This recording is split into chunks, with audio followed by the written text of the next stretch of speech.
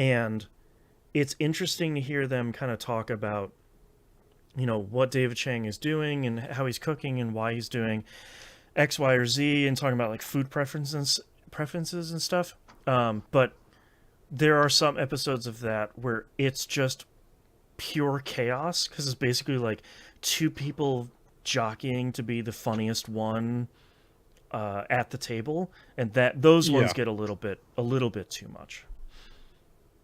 But it's like, Bert is complicated for me because he has some questionable friends, but Bert is also one of those people who he seems to be the ultimate himbo, where he is the nicest meaning guy, right? And he doesn't realize what he's saying, but the way he portrays his arguments is very understandable, right? And he has two daughters who literally will slap him into place if he starts making things questionable, right?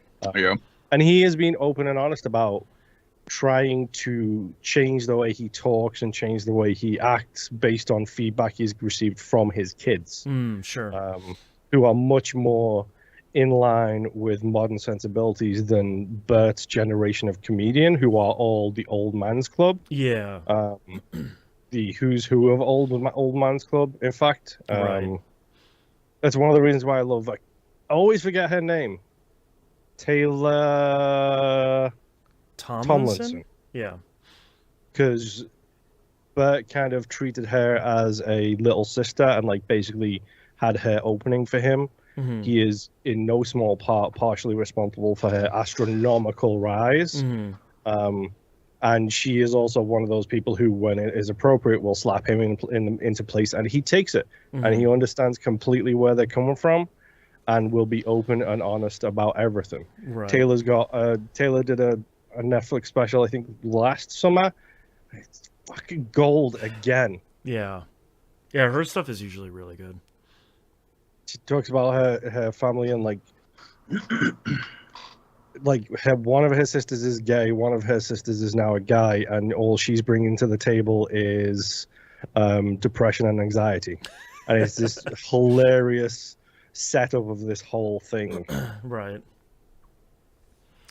Oh man! All right, are you guys ready to get started? Yo. All right, let's get started in 3, 2, 1. Welcome back to another episode of That Video Game Podcast. I'm your host, Boston. Sorry, aka TVGP. I'm your host, Boston. Joining me as always is Moonpear. Hi. And the Nimp. Hello.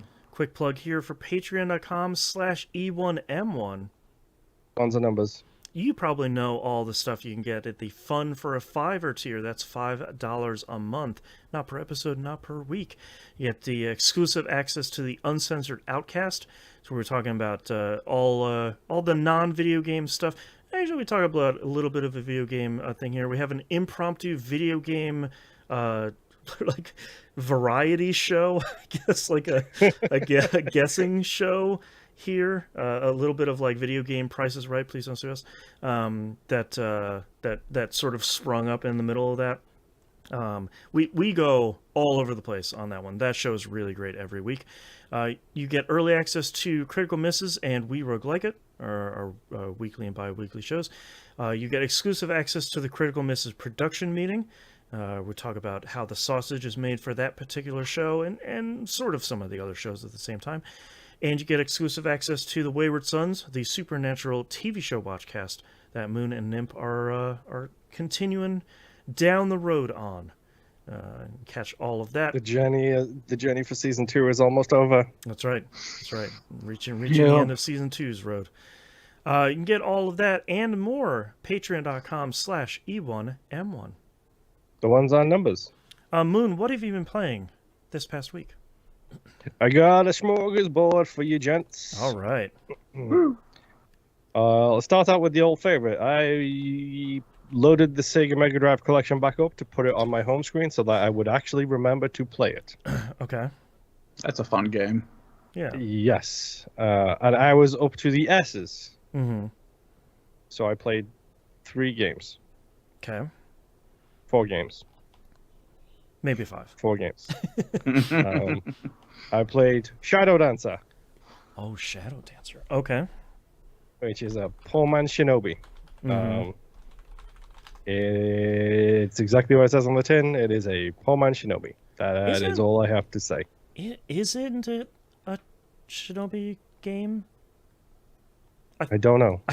I feel like somebody might get upset at us right now, saying like, "It is a shinobi game. It was just in the arcade." It might be, for all I know. Yeah, but I don't really care. He has a dog. That's the only difference. I liked shinobi games well enough, but they were never really my jam for some reason. No, because they're ridiculously difficult. They're not platformers. They're not action games.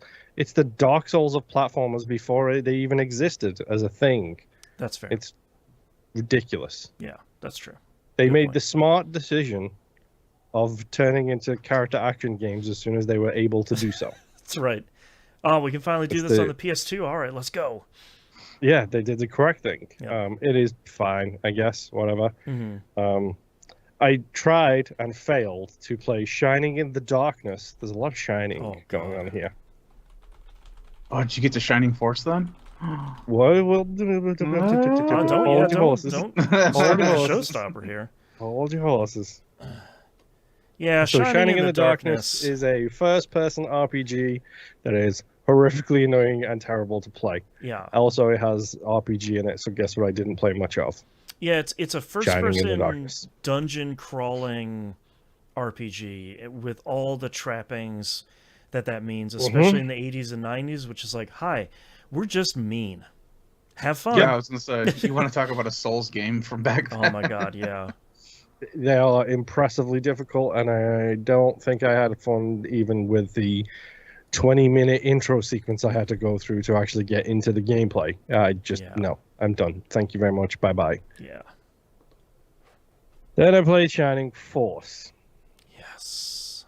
Did you know that Shining Force has a subtitle? I don't think so. I just saw it off the top of my head. No. Get ready for a show title, baby, because the Shining Force subtitle is The Legacy of Great Intentions. Yeah, The Legacy of Great Intention. Was it originally? I don't believe so. Because I don't. It says that right under the thing. When you load the game, it says Shining Force: The Legacy of Great Intentions. That's why Shining Force is a top-down strategy game. I did not know that. I love these games more than anything, and they're challenging. That's an understatement, boss. Yeah. I died 4 times in the first battle. Yeah. And? Shining Force. Yeah, I was going to say. It was difficult. Well, number one, the intro sequence went on way too long. As Boston is laying, as he skips through the intro sequence. Hey, they had to do lore building back then. Yeah, there it is. Shining It wasn't Force, just bad, The Legacy of Great Intention. Right on the... I'm telling you, it's right there. Oh, yeah, it's the a Climax of the game. Studio game. That's right. Yeah. Anyways. I don't like Shining Force. This is not your genre, to put it plainly. I'm not a huge RPG guy. I'm not a huge SRPG, JRPG, WRPG, maybe WRPG because that more is Fallout kind of thing. Sure. I'm not a huge RPG guy, period. Yeah. It's just not my genre of choice. And then you throw in ridiculously difficult battles with no explanation or tutorial on how to do anything. Well, because they had manuals back then, remember? Yeah, exactly. I know, and that's the downside. There is no instructions because there is no instructions. They don't have a separate menu. No, they don't have the manual in the game. Yeah, some versions. I thought they did that. Some versions do, but I don't. Not all versions do for some of these. How do you release a collection edition without having the manuals? What a great question, Imp. How do you give you a Whoops, clue. it didn't go well. It's Sega, and it was about 4 years ago, so it was all about the moolah at that point. Sega don't care. No, they don't. But yes, the main reason I wanted to bring this up because I did not like playing the game. It's whatever. It's fine. It's just very much whatever. But thanks to what's the triangle game? Don't say triangle strategy. I will punch you in the face. Wasn't even thinking about it. the triangle game, the game with the triangle of combat, the sword, the spear, and the Fire Emblem. Oh, Fire axe. Emblem. Thank you. Yeah. Thanks to those Jesus. games, I I did almost understand. swore right there. Like, what do you mean a He's not triangle wrong. game? All these games have rock paper scissors, so Yeah, no, Yes. Yeah. it's just I've never heard somebody break it down like that before. yeah, It's the triangle game. That's literally That's how they triangle show it in strategy. game, That's where though. it came from. yeah. Thanks to that, I understood that like the people with the spears and the lances could attack from a square away. It's the only Yeah. I actually managed to make it through the S- 3 battles. You know a Is little bit of because SRPGs already. I do. I also played XCOM a lot. True. and Yeah, that's true. XCOM is a fantastic one of those. True. But it was fine. I just thought I wanted to shout out because the subtitle. As soon as I saw it, I literally busted out laughing. I was sitting on the couch, just like, "What? It has a subtitle?" Because I know the name Shining Force. Yeah, I know it as a legendary game. but you didn't know that the Legacy of Great Intention was its subtitle. Which feels like a bad ending for a story. It's not even the feels like- Legacy of Great Intentions. It's not plural. It's singular. Mm-hmm. It's more baffling. It feels like it's a bad ending.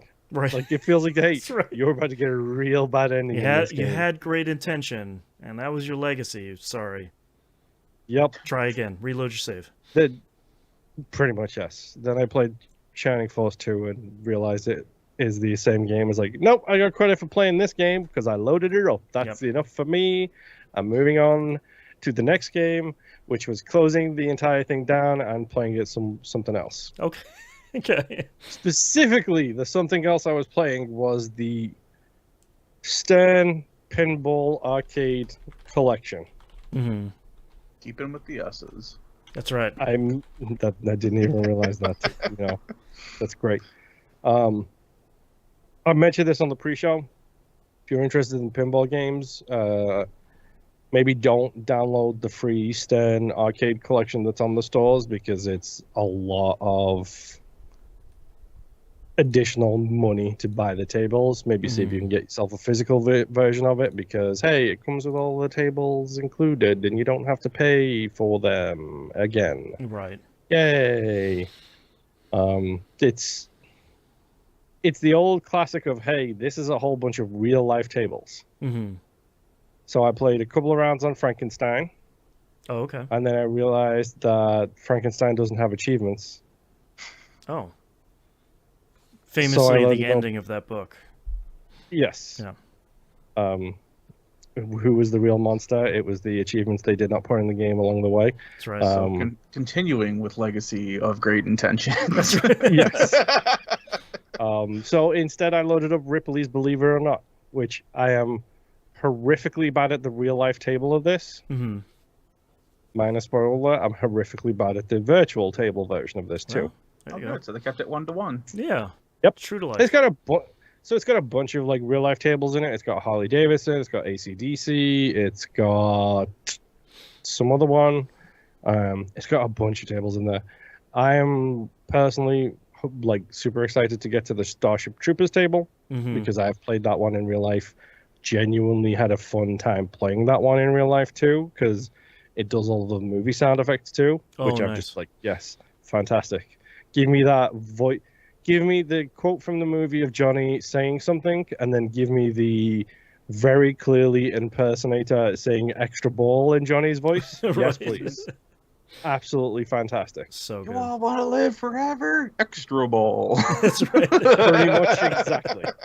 It is exactly what you think it is, and it's a super combat focused table. So like, you have to make certain shots to kill certain types of bugs. It gives you missions, and I love that table. It was so much fun to play, and also when I did play it, it was insanely loud.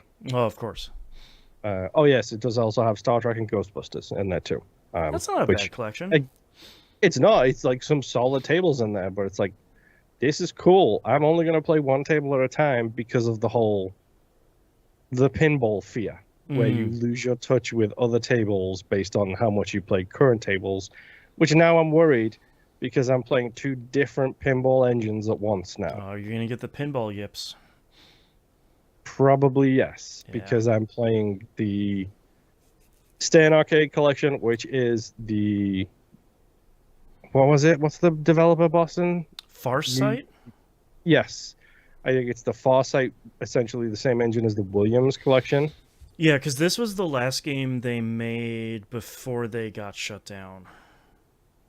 Okay. If I remember correctly. So this is the game that broke their publisher's patience with them of like, okay, you're done. Like we're not. Was it because they just couldn't put it out in time, or because it took 17 years? It seemed like it just took, if I remember correctly, it just took them forever to get this one out. And I think if I remember from the publisher's standpoint, they were like, you had the engine, like you're done. Like just put the more tables in there, which obviously isn't fair. But I think they were being spread a little bit thin too because they were trying to do Scan the tables. Real, just scan them in. It's just a picture. They were also trying to do the iPad version too, where they were starting to do the, here's the free thing, and you buy the tables, and I think that spread them too thin. Yeah, which this also has that Model 4 on the Xbox One at least. But Right. I got the disc. The disc is all the tables I need on it. That's fine by me. I will get my achievements slowly but surely. Boston, they have the same achievements as the Williams collection. Biscuits. Where it's get on the top 5, get the number 1 score, complete the basic tables, complete the wizard goals. That's so rough. Wizard goals are the particularly challenging part of that. Yeah. Which Gorgar. Ripley's has, yes, Ripley's has the achievement in there for the goal, the table goal, for doing the wizard mode on the table. It's like, okay, so this is just going to be every table. Okay, Yeah. every table is going to have this on. I guess I better get used to hearing the same sound effects over and over and over again. Gorgar. Thump thump thump thump. Don't, dude. I just Not scarred by the table or anything. I just want to play the new Black Knight table again because that's an amazing That's a table, cool table. and it has the OG Black Knight music in it too. That's great. So definitely worth a shot for that one. Speaking of pinball, I also play Pinball FX2. Yay! Hooray. Specifically, I got the achievement on the Castle Siege table. No progress on the Sorcerer's Lair, unfortunately. I give it a good old college try like 2 or 3 times, and then I'm just like, no, I'm good. I need to play something else, otherwise I will play nothing but pinball forever. And then this will become a Moon talks about pinball and everybody else talks about actual video games. Table. Yeah. Table. Show. Table. Not a table. It's a show. Table. It's a show. I think the Castle Siege table is quite cute.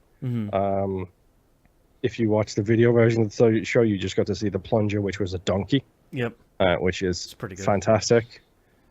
It's a table I actually kind of liked playing because, as I've discussed before, I like a rampy table with no side flippers. Okay. This one does have a side flipper, but it's also got a bajillion ramps, and I love a bajillion ramps. Like, give me something that when I get multi-ball, I can just ramp away and just hit constant ramps to try and hide things where I can't see them. That's all I'm looking for. Yeah. The achievement on this was pretty interesting. You have to basically start a mode 3 times and then complete it twice and at least 1 more half time, get the achievement. I did it in like 3 playthroughs. I was very annoyed because it's like, hey, I can't do the stairway mode on Sorcerer's Lair, but give me 3 runs at this table and I can get the achievement in it, no problem. I hate this game. You're a natural. Yes. And then I turned her off. There you go. And because I can't play anything new, I also played Hitman 2. Correction. Hitman 1 and Hitman 2 is what I played. To be clear. To be crystal clear, yes. I mean, technically, the newest game that I played is a re-release of a game that came out like a year or 2 ago. So, but was it released in 24? Yeah, kind of. Well, there Maybe. you go. You beat me. Good enough. I completed all of the story quests on Hokkaido, which is the final level from Hitman 1. Main level from Hitman 1, I should say. So the only thing I have left to do on that is do the escalation mission up to tier 3, and then I have to do the mastery up to level 20, which shouldn't take too long. Just do a couple of random missions, and I should be good on that front. I like Hitman. Hitman is dumb and fun Still in good. all of the best / worst ways that it can be dumb and fun. Hmm. Hokkaido being an interesting level because that's the level where they're like, hey, your access is based on your outfit, so you have to change your outfit to be able to go Right. different places. Because in our crazy future, everyone's got RFID tags in their clothes. Right. It's not that far away, folks. Don't be RFID surprised. tag guns and RFID tag bull. This monkey's wearing a diaper. Wait, that's the same game, right? Sure, yes. Anyway, Hitman 2 is great. That's all I've been playing. I didn't have a lot of time. Nimp, please take me away from this. Well, I'm not gonna take you too far away from it. I did play 3. Will. Yeah, I was gonna say starting the Hitman collection. Right. No, I did play PowerWash Simulator this week. I did complete the washroom and the toilets as the last thing to do, so I got that achievement. Nice. There was a lot of areas that it's like, oh, you got 99% on this. There's no dirt showing up anywhere, so I'm just re-spraying a wall in hopes that I hit the pixel, and I got it. So, Yep. yeah, so luckily that happened. The thing I don't like is that the achievement doesn't pop until you complete the level. Yes. So even though I do see on the screen, hey, these are the 3 things, because once you get to a certain point, it's got the list that pops on the screen of the things that you have to complete the level Yeah, with. once you hit like the last 3 or whatever. Yeah. So those were the only 3 things: the lid, the seat, and the actual toilet itself. Mm-hmm. Should have gotten the achievement there, because now I'm sitting there like rechecking the master list and making sure that I have You're like everything finishing it and being like, properly. oh, is it going to count? Oh, thank God. Yeah, so luckily that did. Nice. I am now moved on to the Helter Skelter, I think the level is called. The giant like tower slide in a carnival. They're like very British, like the spirally tower slide thing. Yeah. Yeah. For that one, you have to clear all. Why is that going to be British? That's the only time I see it is like when there's like, oh, I'm going to the You fair saw it on in Bluey England. once, and now it's British. Bluey isn't British, racist. Goodness. I know it isn't. That's why I'm I curious. was gonna say, Jesus. I saw it Learn in the your Great accents. British Baking Show. Thank you very much. Did Peppa Pig go down a spiral And also, slide? how many county fairs have you been to that have had the slide that Boston and I are talking about? None, because we don't Exactly. do county fairs in England. Well, you're missing out. But anyway, so for this one, you have to clear. What is it? There's a top tier platform. In fact, let me pull up the achievement right now because I took a screenshot of it. Like, you have to clean a bunch of lights first. Oh my God, this one sucked so much. Yeah, what Because is it's it like clean specifically? all the lights around the slide, and I'm like, Yeah, there's that's perfect, no big deal. And you pull it up, and it's like 0 out of 48. And it's like, why? Why so are you there's- like this? there's a sign that you have to clean first. There are 16 channel lights that you have to clean, and then there's a top ring frame that you have to clean to unlock the Shine Bright achievement for that level. Didn't like that one. So that's what I'm currently working on right now. I just completed the top ring. I'm going through the 16 channel lights, and then hopefully I can knock those out, and then I'll get the sign. But yeah, that's been interesting. I do have the final PowerWash handle gun, whatever you want to call it, the professional space white one looking thing. Second to last. There's one more after. Oh, is there one more? Okay. Have you seen what the last one is? No. Okay. Not past this white one. I'm not gonna spoil it then. I hope it's something dumb. It's very dumb. Okay. So I do have that, but I haven't unlocked the extender for it yet.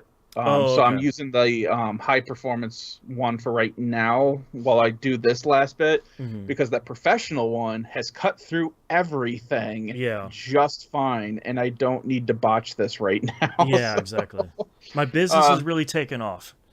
Yeah, it's been great. So I haven't been able to play with my daughter more this week because she hasn't been. She ebbs and flows with this game. Sure. So, I'll probably get a call or something from her in a day or two and be like, hey, let's play this again. That's right. Okay. When she steals my wife's phone because she's too busy playing other things. But so PowerWash Simulator. I am finally moving on through that. Another thing that I am finally moving on through is Destiny 2 and that stupid Dual Destinies mission. More like you're moving on Hey. from. So, I can't tell you, like I legitimately can't tell you off the top of my head how many times we played that mission this week. Mm-hmm. Too many. Yes. We watched a lot of videos together and separately to figure this stupid thing out. I think I've spent more time trying to figure out what we're supposed to do than us actually playing it to do it. Right. Which is kind of annoying. But yeah, we did finally beat this mission. We both now have, we both received 2 exotic class items. Right. So I have that equipped on my character now. I got rid of the other one because it had like some crappy rolls on it that I'm like, that's useless even. No, thank you. Even by my untrained eye of this game, those 2 are useless. So right. I use that to feed into something else. But we took a lot of breaks with this game, and we played other modes. Like we played Gambit for a while. Nice. And I still really enjoy Gambit, and it kind of infuriates me that most of the Destiny community seems to really hate Gambit. They really do. I'm a Gambit main, and everybody really hates it. And I don't get why. I understand it is kind of annoying. So the whole thing with Gambit, you're fighting certain enemies, they drop motes, you slam these motes into a machine. Once you get enough motes, and the other team is competing in their own version of the level, doing the same thing. Once you get it up to 100, you unlock your boss. When you unlock the boss, people from both maps can cross into the other map and kill players. And when they kill a player, it regens the health of that boss. Yeah. It's a cool mechanic. Yeah. It sucks sometimes, especially I found out that in Gambit, apparently machine gun is king when you're trying to take out other players. Very strong right now, yeah. Yeah. So I had to switch over to that, and I was able to take out a couple of them once I was able to figure out where they were at. Right. It's an interesting game. It does suck when you almost get your boss killed and one of your teammates dies from an enemy character, and all of a sudden that health bar just goes all the way back. Yeah, or like up. 4 of you die from an invader. It's like, great, cool. We just gotta start back over. Sure. I did complain because it did feel like, because you're constantly waiting for the portal to recharge. I don't know what the rhyme or reason is behind that, but there's like at least a time limit. When you call the primeval, it's time-based. When you're dunking motes, it's every 25 or 30 motes or something. Okay. Because there were definitely instances where it's like, we killed an enemy player. Hello, it's me and again. And then all of a sudden, there's an enemy player again. Yep. It's like, I thought there was a time limit. Why isn't our portal open right now? I literally just killed you. Yeah, there's a little bit of like, if the enemy team hasn't called their primeval, but you have, they can invade a little bit more often in a way that still feels a little bit unbalanced, but Bungie has largely sunset that mode, so like there's no changes coming, unfortunately. But other than that, though, it was fine. We also played the wave-based mode. Onslaught. Yes. That was pretty fun too. That's a cool mode. It was my son and I, and then a random third person who one of them dropped out, another rando joined, they dropped out after a little bit, and then a third one finally joined, and they actually stayed. And I don't know if they were getting disconnected or what, because it's not like we were performing bad. Like, we were fine. Destiny our tower has a real rash of people just quitting.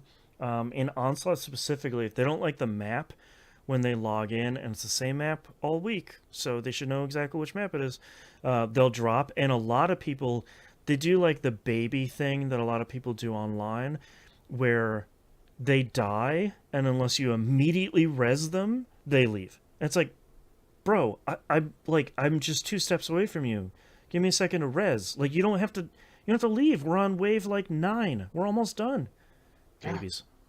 But even then, it's like, especially when we got into the higher waves, where it's like, you're kind of low on the priority list because I have 2 of these big things that I'm trying to take out, and then a bunch of those like suicide flying robots just showed up. So The we'll ADU get to is you under when we attack. get to you. Yeah. But yeah, so the third person that eventually stayed with us was pretty cool and very helpful. We didn't talk to any of them, but I do like the fact that it's the whole tower defense that you build up. Like we had the decoys that we bought and built up. Yep. Tripwires. Tripwires. Yeah. Yep. We started messing with those, which I did not know that those were basically something trips it and it's done kind of thing. It's a bit of a bummer. Yeah. Yeah. It's. I thought it would take a moment and then eventually reset. No, it's one and done. Or like the Gears of War thing where it does damage as they're walking through it. Like that's a better system. Or slows them down for a moment. Something. Right. But whatever. And then the turrets. We had like the turrets maxed out and stuff. So turrets are great. We were doing really good. We did the first. I only did one match with my son with this, and we got all the way through all 50 waves, no problem. Oh, nice. So that was great. But that was about it. The Dual Destiny thing just sucked. Everything else was fine that we played. It was just the Dual Destiny mission. Yeah. It is a huge hassle. Yeah. But anyway, enough of that. Shin Megami Tensei 5. Very briefly. You don't even have to pull a video up on this one. Okay. I am past the demons invading the high school. I have saved most of the students that I can find, and now I'm heading towards the fairy village. Okay. That whole word salad makes sense. Yep. Okay. So I promise you. Yeah. And I think once I get to the fairy village, I think that's the point where I stopped on the Switch version as well. Okay. So I'll be back up to where I was before. Right. My next game, Vampire Survivors. Yeah. PS5 edition and Xbox Series X edition, because while it was downloading on my PS5, I'm like, I've only got like 20 achievements left on the Xbox version. Let me go knock out a couple of those. And yeah, so I had to find, what was it? One of the new maps I hadn't fully completed time-wise, so I did that. There were I think there was 2 weapons I had to upgrade that I hadn't, like the plasma gun, which I'd never used before. There was something else. I forgot what the other thing was, but I had to get them to like 7 or 8. You know, okay. And that was a whole other achievement. And then the PlayStation version downloaded. I'm like, well, I'm just gonna pop over here. That's what I've been playing a lot of this week. Is the PS5 version. So, probably spoilers to nobody. Right. It is really great on the Portal. Yeah. Oh man, I am dangerously so. That just planted like a real seed in my brain of like, it's only 30-minute runs. What did you do? What did you do? You only have 221 achievements trophies to unlock. And the entire time I'm playing it, I'm like, you guys remember when making it to 5 minutes was an accomplishment? Oh, for sure. Yeah, I do. It's like oh, look at him now. Yeah, now I'm on like my 3rd run. I'm like, yep, completed that map, full time max. Yeah. Oh, hey, I just unlocked Poe. Oh, hey, I just unlocked my support item for Garlic. Well, this game just got blown open. Let's just keep rolling with this. So, God, I love Poe, that old man. It's so good. So, it's just the same. It looks exactly the same. It plays exactly the same. Yep. And I bought all the DLC. I haven't started any of it. Yeah, for the game and all of the DLC, I think it was like $12.60 or something like that. Because it's on sale because it released this week. I saw a bunch of people hitting up the PlayStation Twitter account being like, I can't believe this game wasn't free like it was on mobile. And I'm like, please just shut up and go play on mobile then. Like, I don't just... It's $4.45. Yeah. For the game. It's $2.25 on sale right now for each DLC piece. There's 3 of them? 4 of them? Something. 4 of them, I think now, yeah. Like you said, it's less than $15 for hundreds of hours. Anyways, whatever. I've bought this game 3 times now on 3 different I will devices. buy it again on something else, too. You know what other game I buy multiple units version. of? Yeah, exactly. These games. Right. Yeah, I like a thing, I stick with it. I've been really happy with this version. It works really well. The only thing that's really weird is the touchpad doesn't do anything, which seems... Yeah. odd. I don't know why that wouldn't open the menu in the map when that's kind of the standard for the PS4, PS5 stuff. But other than that, it's I played a lot of it this week. It's been really fun re-racking my brain, being like, what was the evolution pattern for the dagger? Oh, bracers, that's right. Okay. Right. And then I'm looking at something else. Like, what was the axe? Was that the candelabra or was that the empty tome? Right, exactly. What's the name of the PlayStation controller? The Dual Edge. Dual Sense, sorry. Sense, okay. Okay. As a new DualSense user, I have to ask, had any haptics? Give me the haptics. No, unfortunately. You don't use the analog, or not the analog, the triggers for anything. Right. Yeah, but you could still give you a little funny vibration and things like that. It'll vibrate. Yeah, it does some vibration. Yeah, but nothing major. Yeah, it doesn't use the microphone either. My only complaint about this game, and it's like the smallest thing, I really wish you could use L2 or L1 to accept things in the menu. You have to use X, and I wish it was one-handed, more one-handed friendly, of like, you only need the left stick, so you should be able to accept things with L1 or L2. That would be the only change that I would want the game to make. My only complaint, and it's not even a complaint, it's just a want. I want to be able to, like, if you have the daggers and you have it shooting to, like, up and left, to hold down, I don't know, a shoulder button to lock that in, so no matter where I move, it's still shooting up and left. Right. Because that was something I was talking with my son about, too, when I was playing as the character that throws daggers. The only thing I hate about that, until you get it upgraded, where it's just like a machine gun of daggers, is that you can only throw in the direction you're walking. Right. Which does you no good when you're trying to run away from everything that is chasing you. Yep. So yeah, Vampire Survivors is just more of a good thing. Yeah, I wish I had more to say about this, but it's the game. There's a bajillion trophies. It seems to function just fine. The only thing we would be able to say more of is if it was a bad port, and it's not. Yep, so if you liked Vampire Survivors and you're like, I don't want to buy it for a second or third or fourth time, you don't have to. It's exactly the same thing. If you own it somewhere else, you're playing the same game. It's the same. But if you're weird like the rest of us and you want to keep supporting this guy to keep releasing stuff, and I never finished the Among Us DLC, and I never played the Contra DLC. So I'm excited to dive into both of those, because I heard the Contra DLC is actually pretty good. Yeah, it was pretty fun. So I'll be working on getting that, and I think weirdly enough, there are 2 separate trophy lists for the PS5 version, PS4, PS5 version. There are, and actually the PS4 version has so many trophies, it's broken up into 2 groupings of groups of trophies. That's what I was going to say, because if you open it up in the PS5, if you open up the main game, or I'm sorry, the PS4 version, if you open up the main game, it has all the DLC breakdowns below, like folders. So you're basically opening a parent folder to get to the subfolder to get to your trophies. Right. And I started the PS4 version because my dumb hope is that the PS5 version has a separate trophy list, and if I just get it all in the PS4 and then maybe start a PS5, it'll just unlock all of those. Sure. Is my dumb hope. If not, I guess I'm playing the game for the 6th time in a row. I believe it does. I think that the trophies do, but yeah, there's so many trophies that it completely broke the PS4 version of the game. Yeah, which is great. I love it. It is a good game. My last game that I have to talk about is Robocop Rogue City. Oh, there you go. Okay. Which because I was just talking about how I got Robocop, the trilogy collection. So Robocop Rogue City, where to start? All right, I'm going to talk a little bit about Terminator Resistance, not story related, system related, and then we're going to roll into Robocop, because the same company made both games, and Robocop is kind of... I think you mean stroll into Robocop. He doesn't roll or run, he strolls. Whatever. All right, keep going. I'm going to be right back. Okay. Robocop does jog a little bit.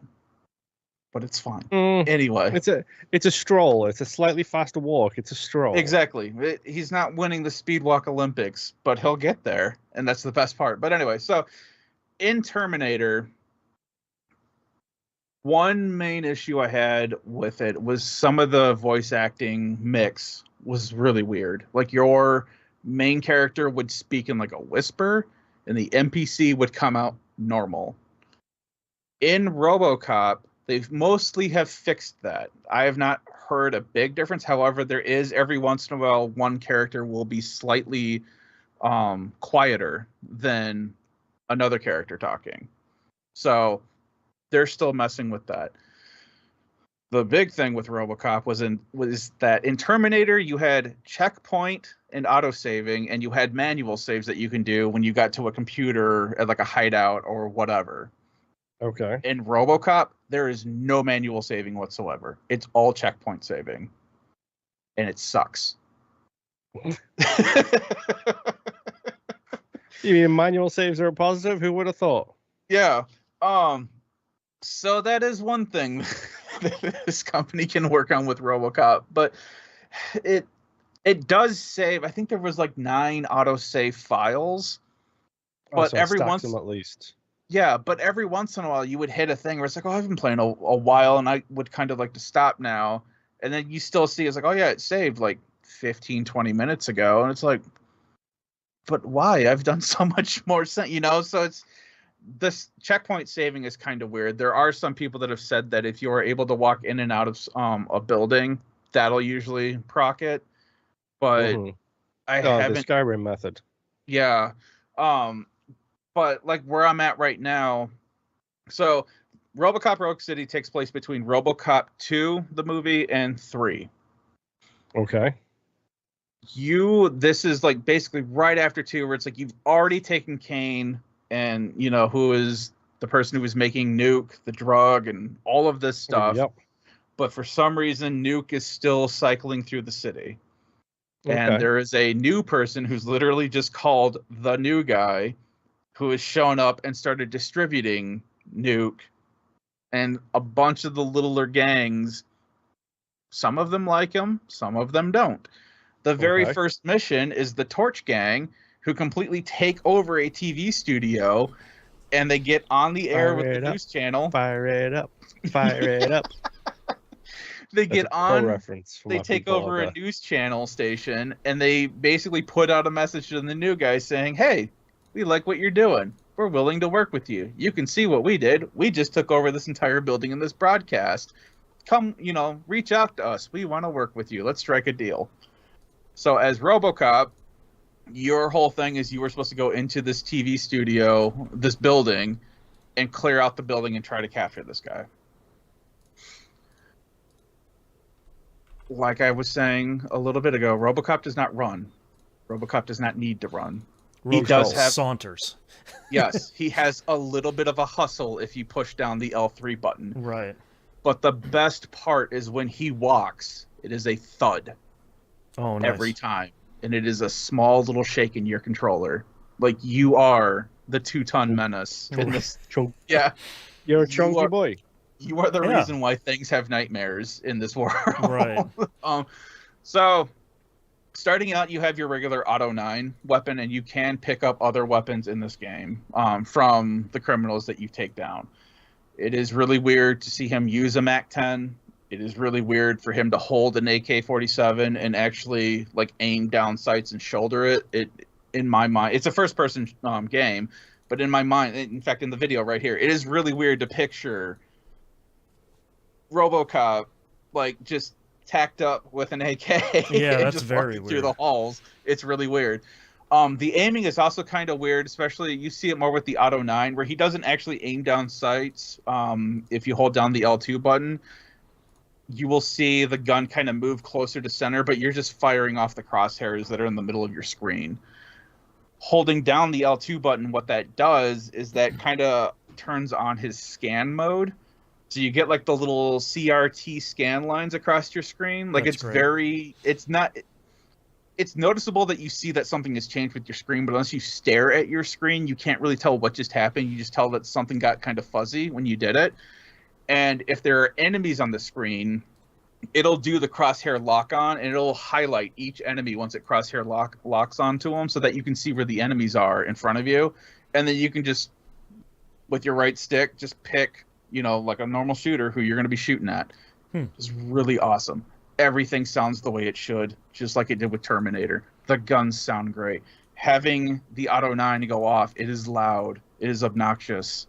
It kills things. So you can also punch, which is almost a one-hit kill. You can grab people and throw them, which is pretty much a one-hit kill.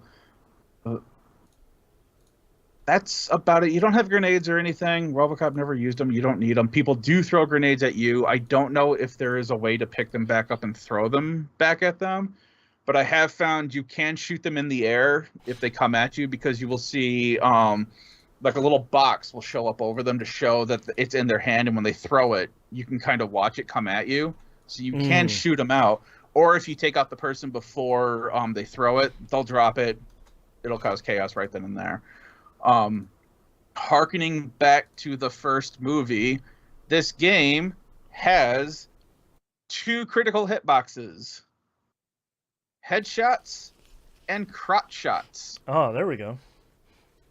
There is a trophy/achievement for getting a crotch shot your first time. Perfect. Yep. Because I did this by accident. The name of this is called Zip This Up.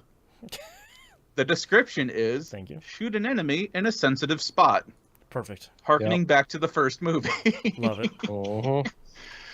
So there's a lot of homage for that. Now, comparing Terminator to Robocop, Terminator, for the skill sets, you would level up, you would get a skill point, you had your, combat, science, and like survival tabs that you can go to, and each one of those would have a different thing. Like combat would be like your weapon ones too. It would increase the amount of damage you did, or the explosives, things you can do with explosives. Robocop has combat, armor, vitality, engineering, focus, scanning, deduction, and psychology. Jesus. Yeah. Okay.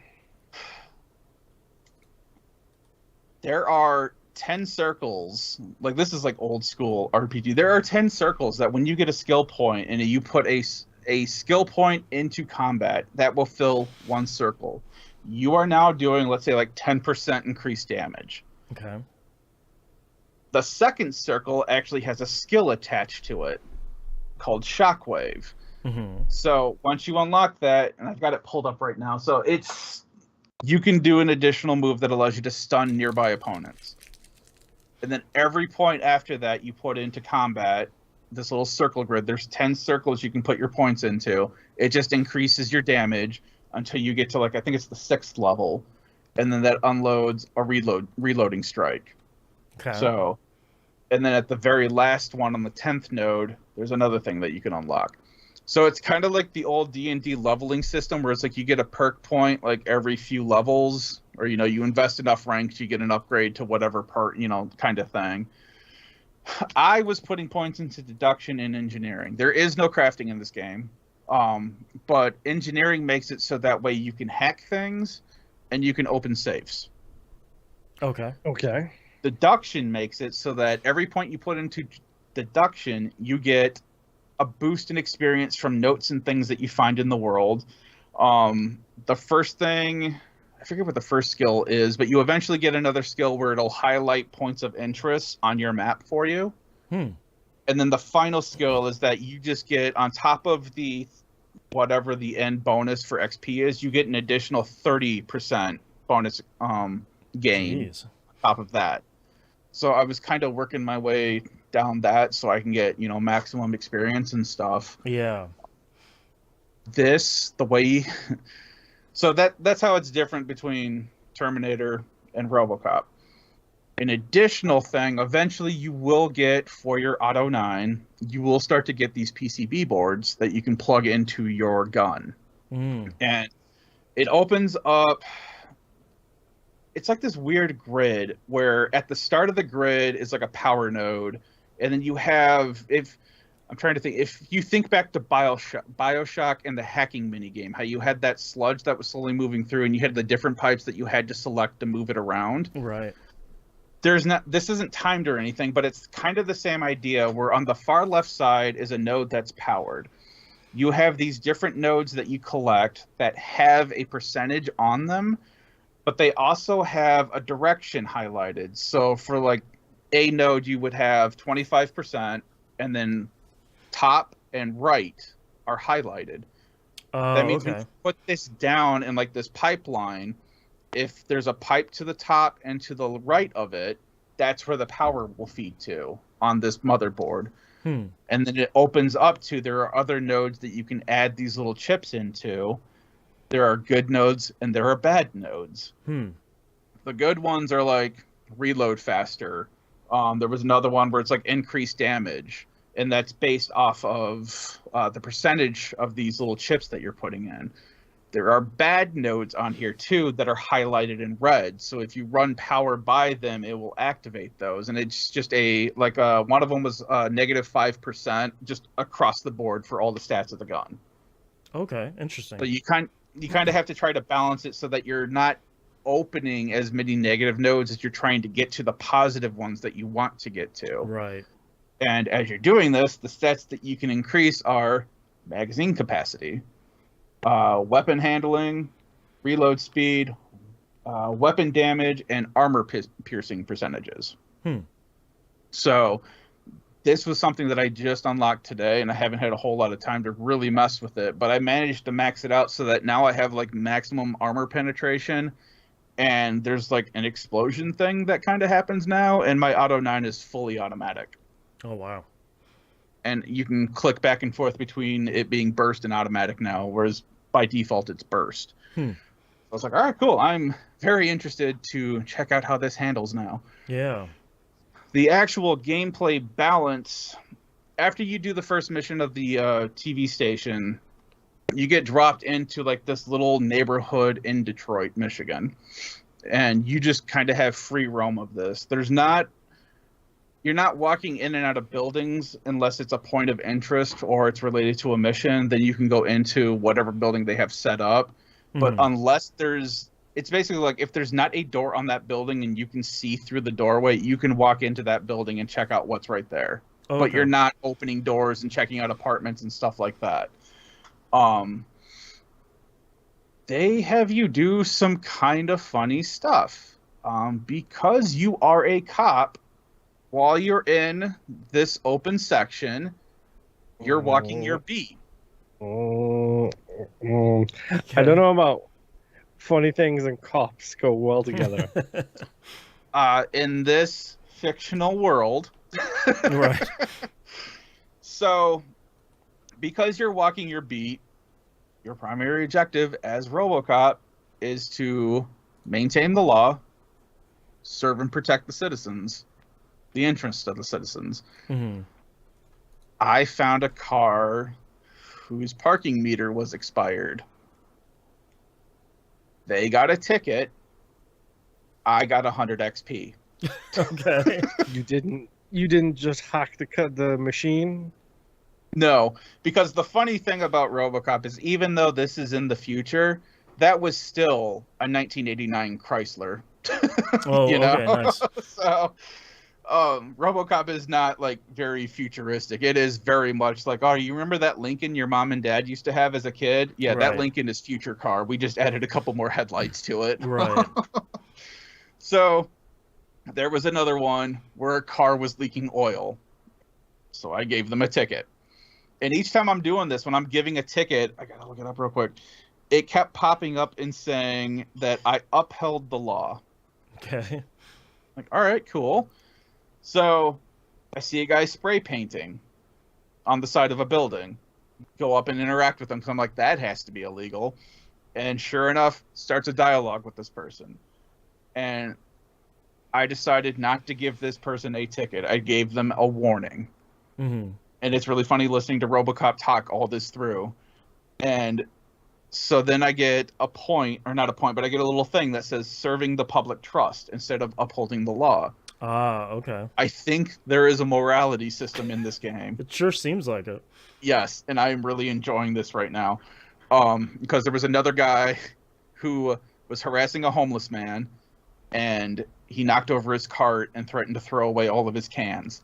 And in Michigan, that's 10 cents a can. I have to assume that's the same in the future. True, right. So I arrested that guy for harassing the homeless man. Right. You didn't arrest the homeless man for being homeless. Okay. No, because Please note, cops, pay attention. Right. I could not prove that he was loitering.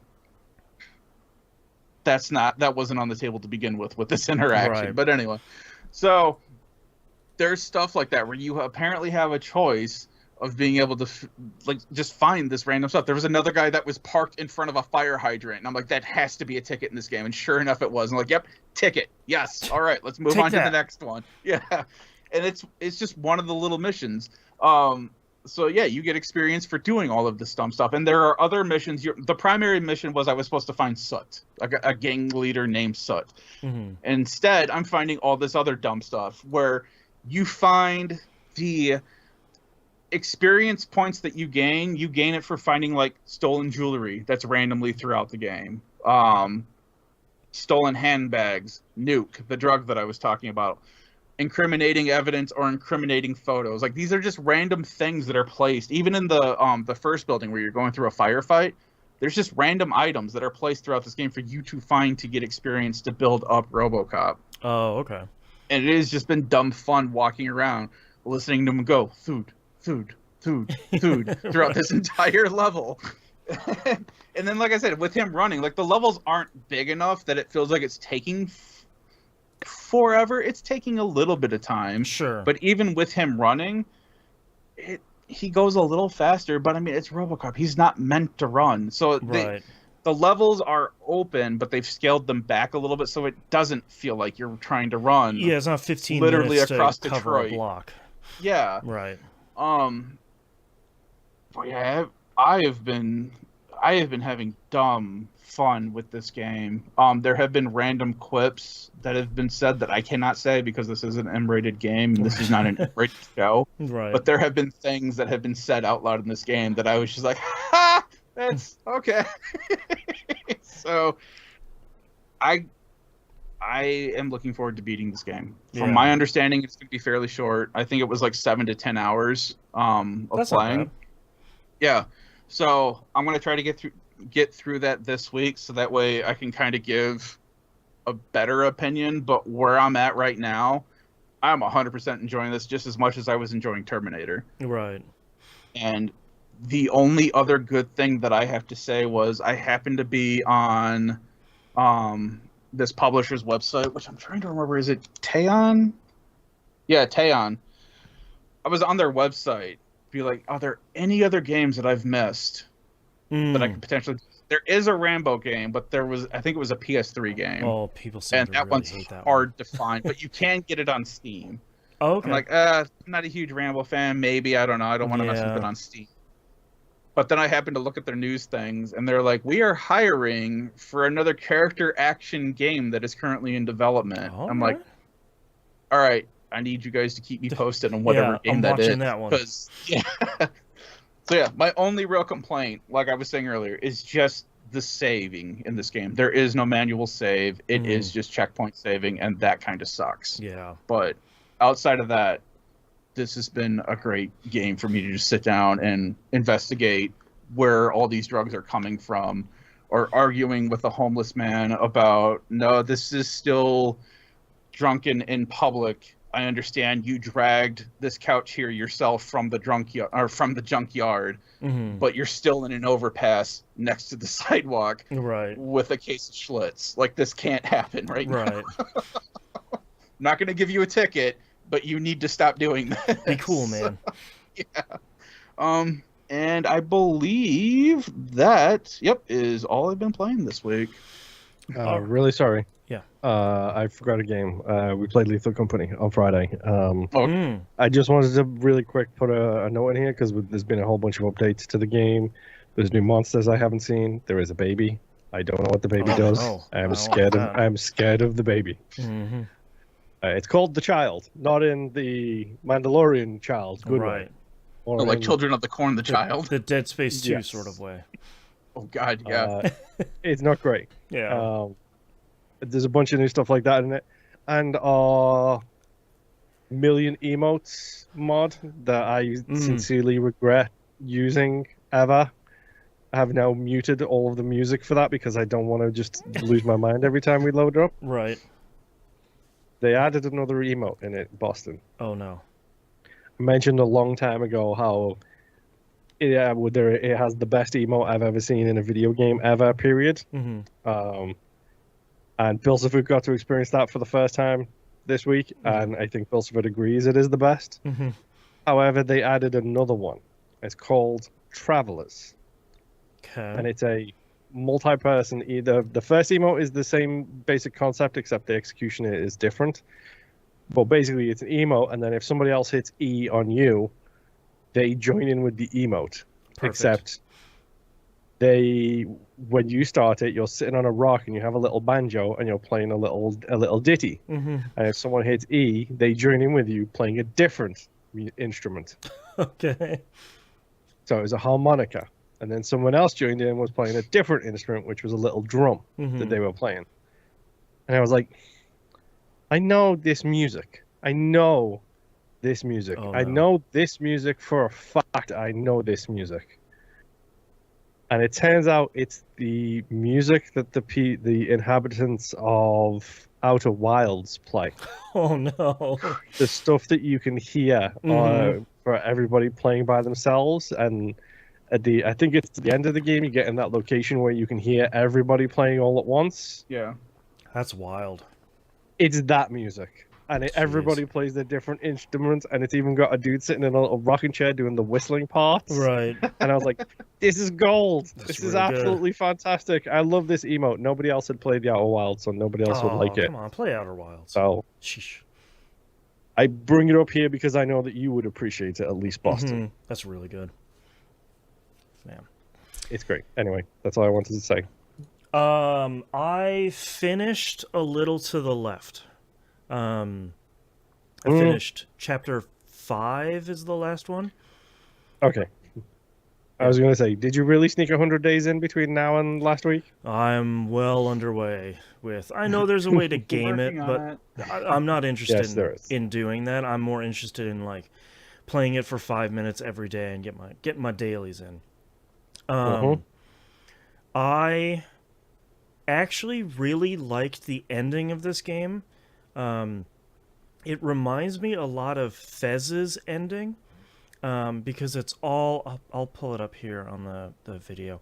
But so much of the end of this game is this kind of like swirly, ethereal... It's weird. Like things are moving in and out of other things, and they're making patterns on the screen, and the music is really great.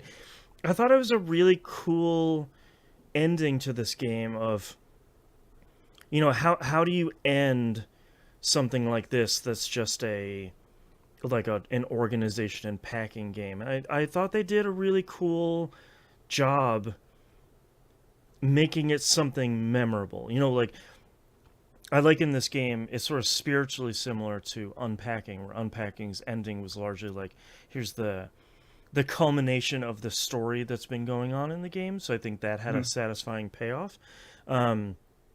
But there isn't really anything like that in this. So I think they did a cool job with the ending of this game. I thought it was really neat. I don't know what I was expecting, but I don't think I was expecting. One of my favorite endings in video games is there's two endings in Fez, the 200% ending and then just kind of the normal ending.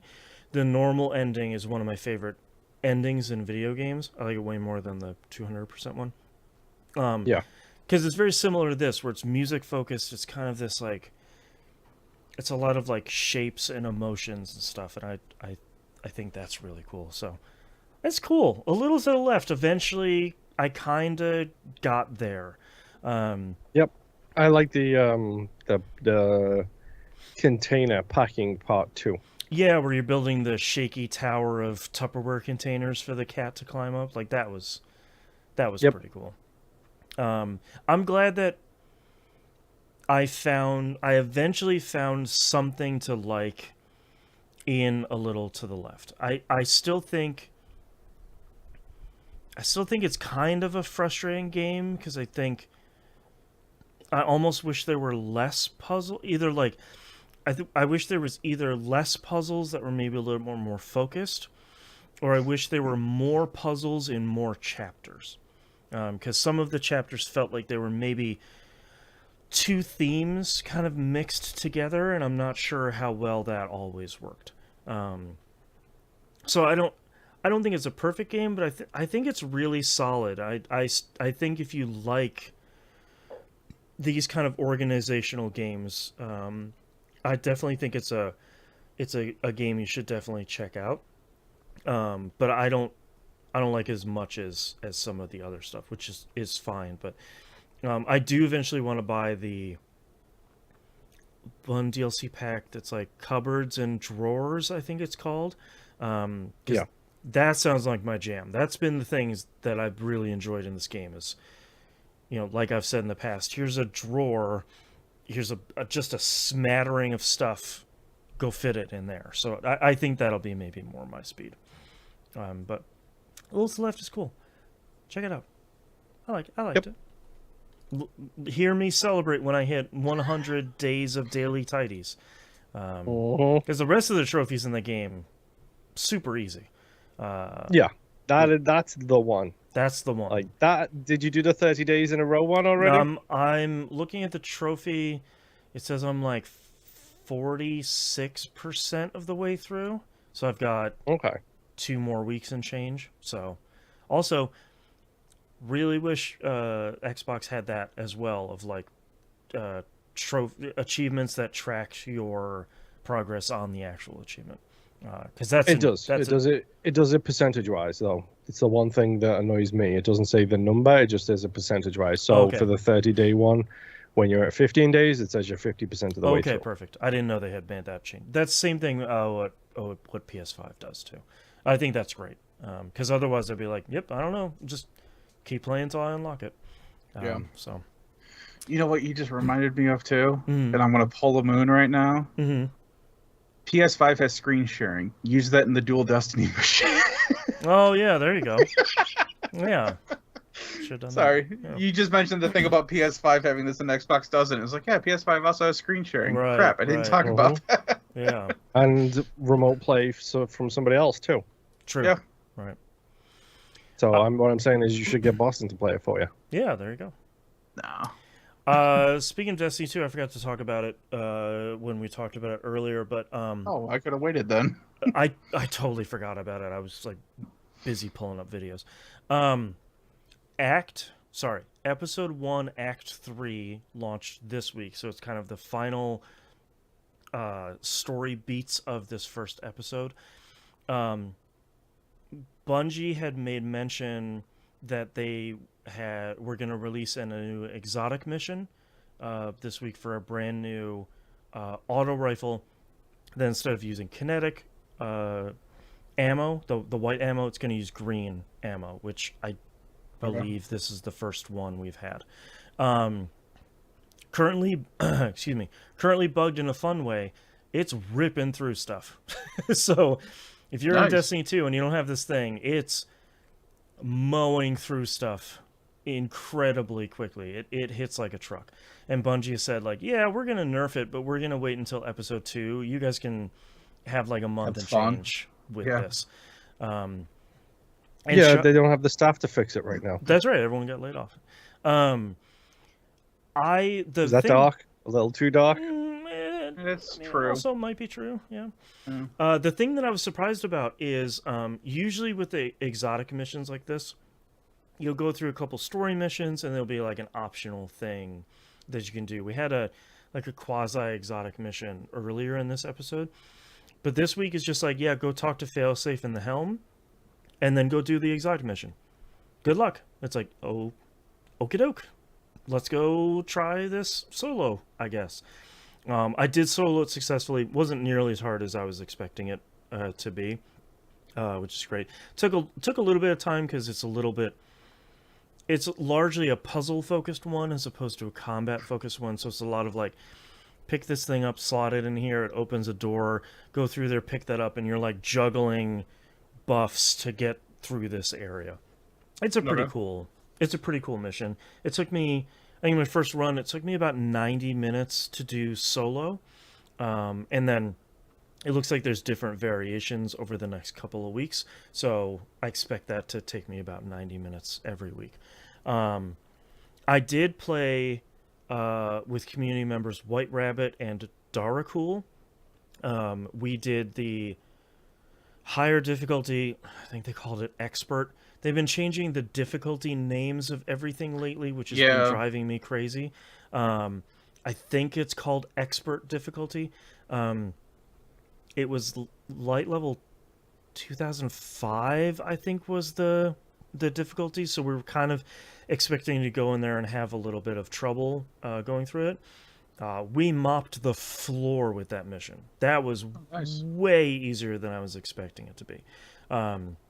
So that was pretty fun. It was, challenging-ish. There was some difficulties. They had champions in there and stuff, but wasn't nearly as hard as I thought it was going to be. So far so good. I like where the storyline is going. They are wrapping up some stuff that they introduced in post-game stuff in Lightfall, so like 2 expansions ago.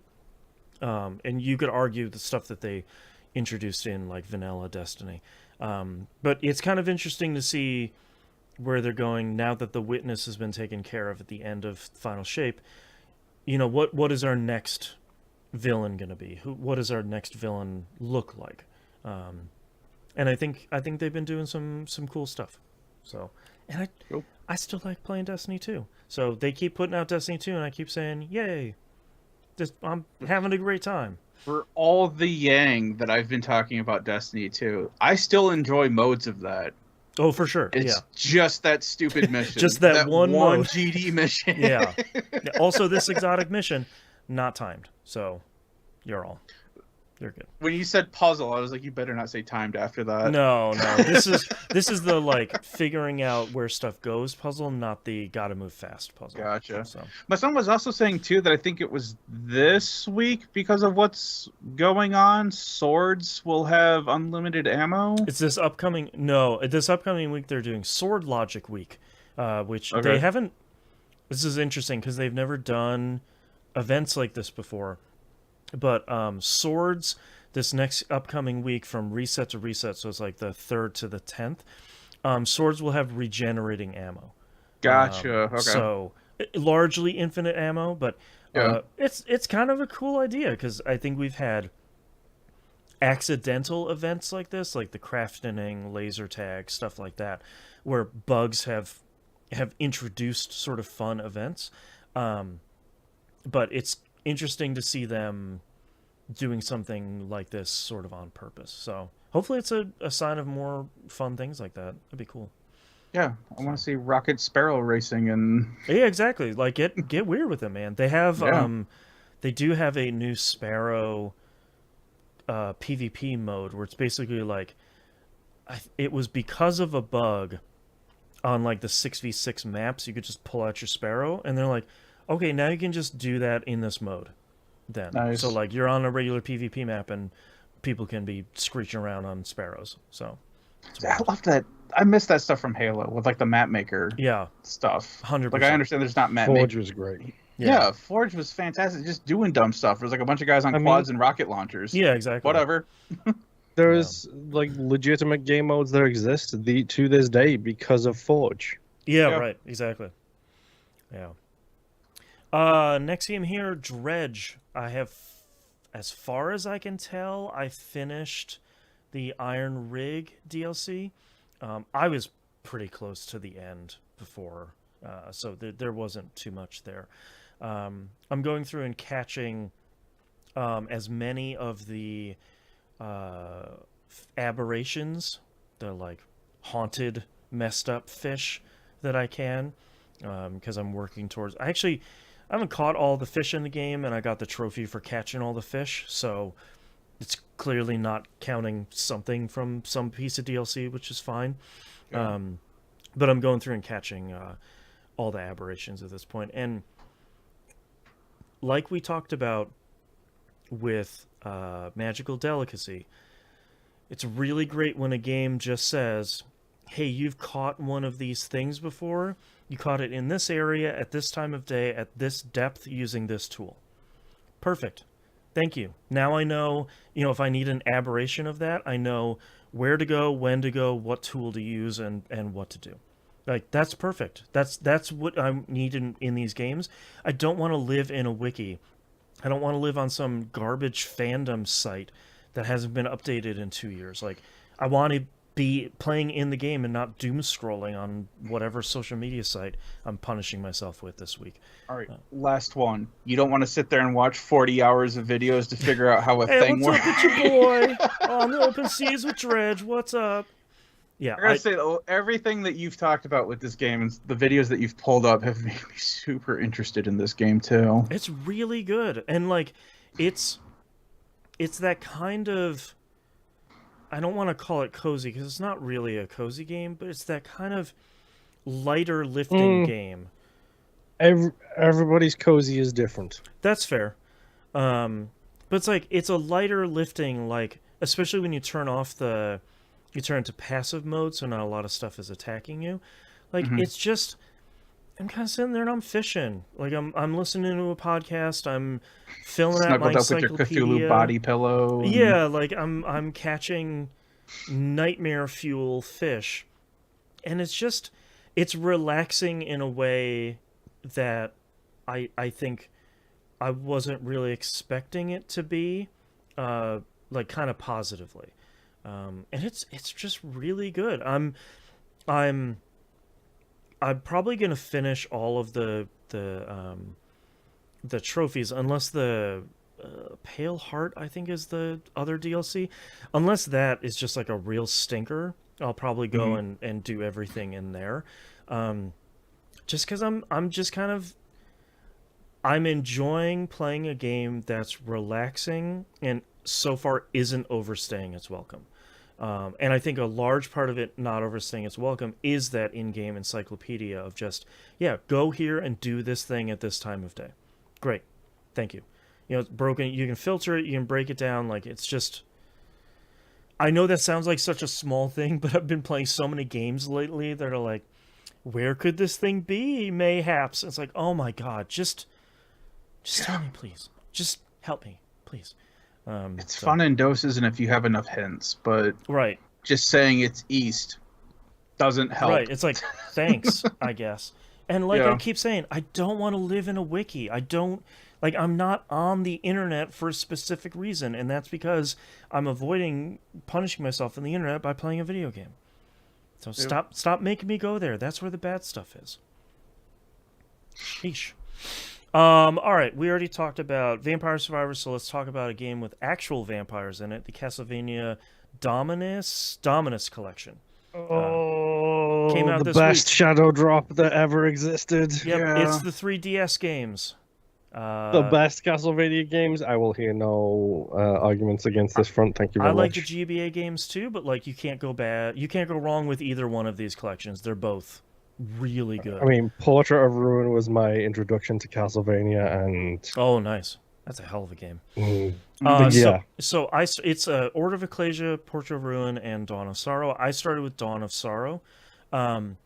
My big question, I bought this sight unseen. It's $25. It's well worth it. It comes with 5 games. So those 3 games, the garbage arcade game, Castle something. Yeah, Castle, I forgot. Yeah, whatever that is. And then they did a new remade version of that arcade game, which actually looks incredible. And apparently they kind of took the core of that game and kind of made like a usable, workable game out of that. I haven't played any of that because that's not what I'm here for at the beginning. Hey, Boston. Yeah. Boston. Why are you going to have the video on like the most annoying section of Portrait of Ruin? This is Dawn of Sorrow. But Dawn of Sorrow. Sorry, yeah, why is it on like the most annoying section with the stupid? Oh, you mean the clock Medusa tower heads. in a Castlevania game is You have to get to frustrating? the bad I've before you never get to the heard. good. Yeah. My big question here was, hey, Dawn of Sorrow needed the touch screen a whole lot. What are you gonna do with that? They have a really clever solution. So number one, the screen is broken into 3 sections. Your big section, sort of on the left hand side, takes up like more than 75% of the screen is where you're playing it. And then there's 2 smaller screens on the side, which is your map, and then like your character data, and at the bottom like the bestiary data of, have how many souls do you have, how many times have you defeated the enemies, what what items they carry and stuff like that. Yeah. But to use the stylus, also this game has rewind. I forgot to write that down, which is great. Okay, so it brought over the stuff from the first collection. Didn't the first one have rewind too? Yeah. I'm like 90% sure the first one had rewind. It's been a while since I kind of touched it. Yeah, it's been a while. So they made some really smart changes for the touchscreen stuff. So if you move the right stick, it just has a pointer on the screen, and if you click the right stick in, the pointer moves faster. It has 3 speed settings. Gotcha. So you can use that to touch stuff on the screen. Like you get that really early ability to break ice blocks and stuff. So you use that. And then, sort of infamously, you use it to draw the rune on the screen when you defeat a boss. Yep. The other things they've done, that works really well, I think. It works okay for drawing the stuff for the boss. I feel like the time might be a little bit extended, which I appreciate.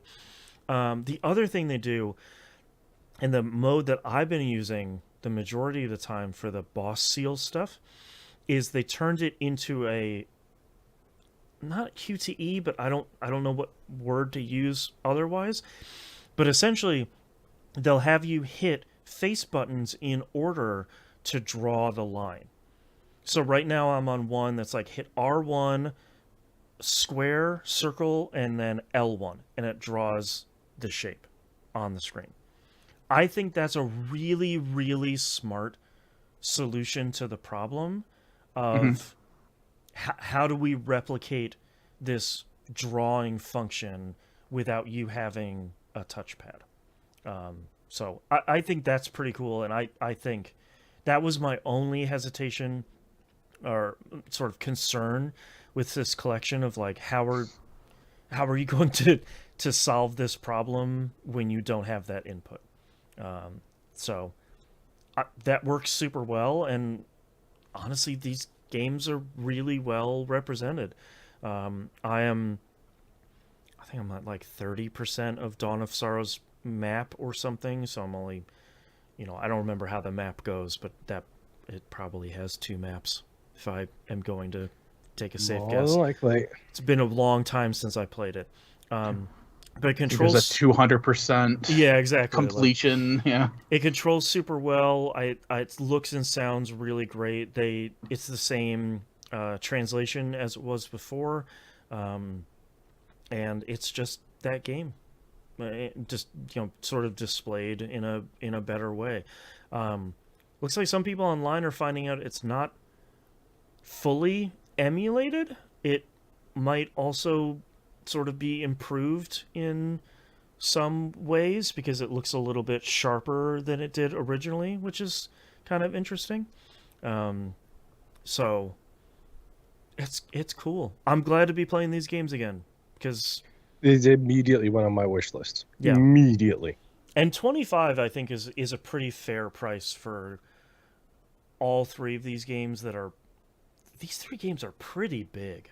Yeah. I don't remember what the advance one cost. I feel like it was around the same. I think it was like $20. Yeah. Yeah. I remember it being pretty reasonably priced. So yeah, I don't have too much to talk about here because it came out pretty late this past week, but it's cool. these games are, if you haven't played these games before and you like any other Metroidvanias you've played, these are some of the best Castlevania games in my estimation. Like Symphony of Night, the 3 advanced games, and these 3 games are really good. I know a lot of people feel sort of strongly one way or another about Portrait of Ruin. I don't think it's nearly as rough as a lot of people say it is. That's a pretty great game. It's just Order of Ecclesia is really great. So it's kind of hard to beat that one. POR is still my go-to. Yeah, I think that game's great. I think it has a cool, from what I remember that game having kind of a cool formula. Like it was more level based than it, like smaller maps that take place in smaller levels than it was kind of a big interconnected castle. I remember liking that. I'm excited. I'm especially excited to play Portrait of Ruin because I remember liking it, and I wonder how much more I'll like it sort of removed from a lot of the discourse at the time and kind of now that I've played more stuff. So it's cool. The Castlevania Dominus collection. I like it. Nice. 2 thumbs up. That's all I'm playing this week, so let's take a break. Yep. I was just asking my son if he was planning on, or if he was wanting this as well. Mm-hmm. He was like, yeah. I mean, if you're asking, sure. I'm just happy that some publisher is actually caring enough to put out a relatively solid collection of these games. Yeah. Like, I could see them never coming out with these and just saying, like, yeah, they needed the touchscreen. I don't know what you want me to do. Play it on the Switch, maybe? The excuse that we still get with Xenoblade Chronicles, where it's like, right. it needs the touchpad. Right. No, it doesn't. It doesn't. We'll be fine. I promise. Yeah. So it's nice to see, you know, I was happy with Konami's MGS Volume 1 collection, and I'm pretty happy with this collection as well. But it seems like so many other publishers are like, old games, yawn, whatever. But yeah, that stuff matters, man. Or, again, we just get Resident Evil 4 on the next big... For the PS5 Pro. Let's go. Yeah. Whatever. God. I mean, I can't really throw too many stones here because I am playing Vampire Survivors for the 5th time or whatever. But that's just to get it on all current gen. That's right. That wasn't hey, this is Vampire Survivors that you know and love from 1997 to, in PSVR 2. Yeah, exactly. Yeah. And I don't have an issue with re-releasing of games, but it's like after a while, it's the same joke like it was with Skyrim too. Yeah, and exactly. I love Skyrim just as much as I love Resident Evil 4, but it's like, guys, if people wanted to play this, they would have played it already. My favorite thing about that last release of Skyrim was like, now it has fishing, and it's like, oh my god, guys. Look, I love an RPG with fishing as much as the next guy. You like leaning into the memes a little too much. It's like when Bethesda was talking about their big update for Starfield, and it was a freaking moon rover, and it's like, oh yeah, that's stupid. Because then everyone made the comparisons of, it was like, oh, you just had the Mako? Yeah, it's just the Mako. You added it. And it's like, also, that's not the solution for the part of the game people aren't playing. I'm not on planets in Starfield. That stuff sucks. So giving me a rover isn't going to be like, boy, I'm going to do more planet hopping in Starfield. No. I mean, it helps, but again, it's something that should have been there to begin with. Right. But ridiculous. Speaking of Starfield, of course, because Star Wars Outlaws came out and have been seeing nothing but comparison videos, and then finding out that, hey, Outlaws seems to be kind of broken and not that great. It's like, yeah, I'm waiting for that 1 month Ubisoft period of now it's $35 or $40, and now the big patch came out that kind of fixed everything. Even if it doesn't get a big patch, like $30 was where I was sitting to begin with. I was telling my wife, Ubisoft. She's a big Star Wars fan, and I was like, it's a Ubisoft semi-open world Star Wars game. Yeah. It's probably at least going to be fun to live in that world for a handful of hours and just sort of be like, yeah, that was fun. I flew around a bit, riding on a speeder, doing some stealth stuff. I did. Sure. What about for achievement hunters? I don't know. I haven't heard anyone talk about achievements or trophies in this game, but I did hear someone mention that there is a lot more stealth in this game than they I've heard originally thought there would have been. Yeah. So that could be interesting or bad. Yeah. Very, very few people have pulled stealth off well. Right. And Ubisoft isn't the person that I think of when I think of stealth games. Right. Yep. Yeah. But whatever. I don't know. We'll see. It's one of those games too that, like, even if I play it for a handful of hours for $30 and I have a good time and I kind of put it down and don't pick it back up, I'll probably be okay. Well, and the bigger thing, I guess the bigger news that I just completely forgot until just now was the fact that there was a game-breaking bug in there, and they released a patch, and now they're like, all right, we released the patch to fix the bug. Yeah, you need to delete your save and start all over again. I was telling my wife about this, of like, you spent $100 to pre-order this game and play it 3 days early, and your punishment was to start it back over. Yeah. Thanks. That's why there's very few games or companies that I'll pre-order sight unseen from. 100%. It's just ridiculous. Yeah, but anyway. Yeah. All right. You guys ready? Yeah. Sure. All right. Let's get started in 3, 2, 1. Let's talk releases for the week of September 2nd, 2024. The Casting of Frank Stone comes out PS5, Series consoles, and PC. So the two things about this game: number one, didn't realize it's a super massive game, which is Until Dawn, the Quarry, all the 50 other anthology games they've made. And it opens up by saying, from the world of Dead by Daylight. And I was like, what is happening here? What's going on here? The long and the short of it is, it looks like a supermassive game that's put in the world of Dead by Daylight. And I know that sounds super reductive, but like, you kind of know what a supermassive game is at this point. They make very similar games to each other.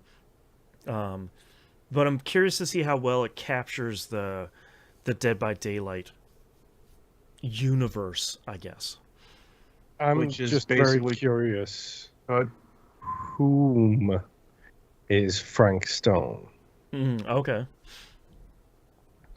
Well, I was just going to say, Dead by Daylight's kind of just turned into this. This is the home of all horror now. Right. So what exactly is going to be represented, Right.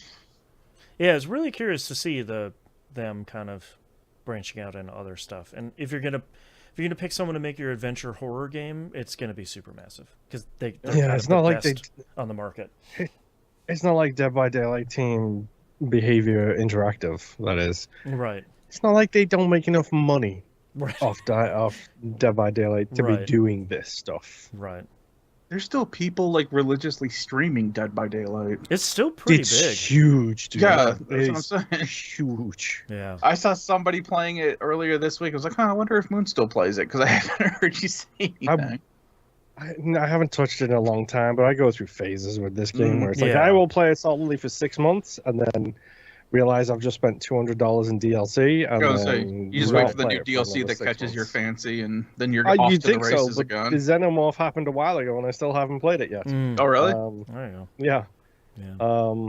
I don't know. I'm very interested. I was gonna say, starts today. Man, what have you done? I'm gonna go murder my cat. Pinballs and Dead by Daylight all day. You guys go ahead. Okay. Next game here is Prison Architect 2, potentially coming out this time. Prison Architect 2, like a couple months ago, was supposed to be coming out, and then a couple of days before it released, they're like, whoops, nope, delayed indefinitely. So maybe this time, coming out for PS5, Series consoles, and PC. I will be honest with you, I still don't know how to feel about this game. The idea of like a prison system simulator god game architect thing still makes me feel a little bit. Hopefully, it's meant to be ironic, but it's probably not. Yeah, I was gonna say, how did you feel about Tropical? Oh, Tropico. The type, Tropico. Yeah, Tropico, Yeah. and Those were very tongue in cheek though. Like those. Yeah, that's were what I'm very... saying. Though it's like depending on how they go about it. Right. Yeah. Like, are you setting this up so that one of your camera systems goes offline at a specific time during the day because wink, wink, you know? Right. To complete a mission. Yeah. Yeah. I don't know. So we'll see if that actually comes out this week. Next game here, Star Trucker comes out. Series consoles and PC, Game Pass day and date. If you've seen any of those like truck simulator games, it's that but in space. Yes. That's an incredible idea. I really cannot believe that this is the first time that anybody has done that. And I think the funniest thing is it's just a regular 18-wheeler with like jets on it. Yeah. it just looks like an 18-wheeler. I got to play the beta for this forever ago on PC. I was like, this is going to be a problem. Yeah. So I'm just saying that better be square pigs. Yeah. Nobody's gonna get that reference except for me, I feel like. But there better be square pigs in this game. Square pigs from the movie Space Truckers. Oh, okay. Which also, Boston, you should look up the design for the villains in Space Truckers because it's an sentient AI robotic army who looks suspiciously like the Geth. Oh, I'm just saying. Okay. All right. Sure. Legally distinct Geth. Right. No, I think the Geth were legally distinct, not From Space these. Trucker villains. Right. Yeah, so this looks really cool. I really like that making games is more available to more teams because we're getting more like LGBTQ voices and we're getting more people of color making games, and we're also getting the most ridiculous, wonderful ideas of space 18-wheelers. But Boston, you never would have had this if it wasn't for capitalists buying out companies and shuttering them and laying off all their employees. I know. So really, you should be thinking capitalism. Mm-hmm. Should I? That is fully tongue-in-cheek. That's right, the most sarcasm. It is fully tongue-in-cheek, but it's not wrong. Yeah, unfortunately, it's not wrong. We're not going to be celebrating capitalism on this show, though. No. Yeah. Unless it's patreon.com/E1M1. That's right. Those The ones ones are are numbers. numbers. Tell your rich friends. Next game here is Age of Mythology Retold. Comes out on series consoles and PC, Game Pass day and date. This is a remaster of Age of Mythology. Guess what? I got a big splash screen ad for when I turned on my Xbox the other day. Oh my god, Microsoft, please God. That sucks so much. It already takes up the 2 slots on the home screen for the store, like the one directly on the thing. That's fine. That's bad Don't enough. have a problem with that. Yeah. I don't have a problem with it because that's where the store I'd go, so it's like I know what it's for. But like, thank you again for the splash screen on my $600 at the time video game console. I also don't think you should have ads on the home screen. Like, you go into the store, yeah, sure, put some ads in there. Knock yourself out. Yeah. But, like, come on, man. Come on. That sucks. Yeah, tell me how my Xbox bucks are on sale for 25% off there. That's right. Not on my home screen. That's right. Too much prime real estate you're giving up there, Boston. That's why they have billboards on freeways. That's right. Sucks. Yay, capitalism. Next game up here, Ace Attorney Investigations Collection. Comes out PS4, Xbox One, Switch, and PC. This is the 2 Miles Edgeworth games, the second of which we never got in English over here in the West. Kind of like, very much like the Castlevania collection we were talking about, like lightly remastered. You can switch back to the original pixel art style, which I think is really great. And just kind of like, hey, here's the last 2 we haven't put out yet. Here you go. Go enjoy them. So that's cool. These games are great. Yeah. I love them. Super good. The game that my daughter and I are feral for, Astrobot, comes out here at the. So Yeah, that's what we'll just talk about this now. I got it out of order. Comes out on the PS5 this Friday. Countdown is started on the PS5 dashboard. Waiting. Kind of wish I had a PS5 for this. I'm not gonna lie. Yeah, man. She and I over the last couple of months have been going through and rescuing all of the 4 additional robots that have been appearing in Astro's Playroom that we can then carry over into this version. Nice. That has been pretty fun. Anyone wants to go do that, it's pretty easy. You're really gonna have to look up a guide though. The number of ridiculous hoops they made you do to rescue those characters is, I don't know how people were supposed to know that to begin with. So I'm really, really, really excited for this game because I feel like we don't have a lot of kind of regular big budget platformers anymore. And all of the preview coverage for this has been, it's just a really big budget regular platformer. And that's really exciting. So and I'm kind of glad that Sony just kind of fell into a new mascot. Yeah. It's great. And all the all the PlayStation mascot robots are all kind of fun. It's always fun to wander through an area and be like, oh, that's a Resident Evil one. That's great. Yeah. They're great. I'm so excited for this game. Now, but speaking unfortunately, of mascots, yeah, we need another Ratchet and Clank game. So hop to it. Please, God. But the only unfortunate part is because my kid is also looking forward to this, I have to wait until she gets home from school on Friday and finishes her homework before I can start this game. Oh, it's a punishment for both of you. That sucks. I know. I guess I'll just have to play some Vampire Survivors. You should just punish her by telling her that the longer the homework takes, the more levels you're going to play by yourself. That's right. Chop, chop. I gotta play some stuff here. Last game here we have is NBA 2K25. Comes out PS4, PS5, Xbox One, Series Console, Switch, and PC. Come on. It's an NBA game. You're not here for us to talk about these games. Don't forget about those slot machines. That's right. Yep. Get that money in. Capitalism demands your blood. Uh-huh. I'm channeling my best Austin Walker here. If only, man.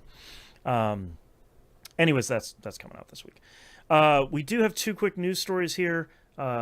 Another positive news story, as far as we can tell. Annapurna and Remedy have partnered together. This is all...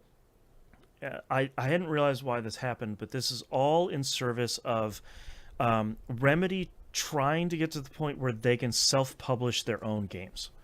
They want to get out from under whoever's 505 Games, I think, published Remedy. I think so, yeah. It was 505 published Control. Oh, Control, and it was 505 who made the decision to do the next gen upgrade of Control full price. Right. And Remedy was like, Remedy man. Basically came out and said, we're listening to our fans, etc., etc., etc. This was not our decision. Right. We understand how disappointed you may be. This was not our decision. Right. Unfortunately, there's not a lot we can do. This was not our decision. Right.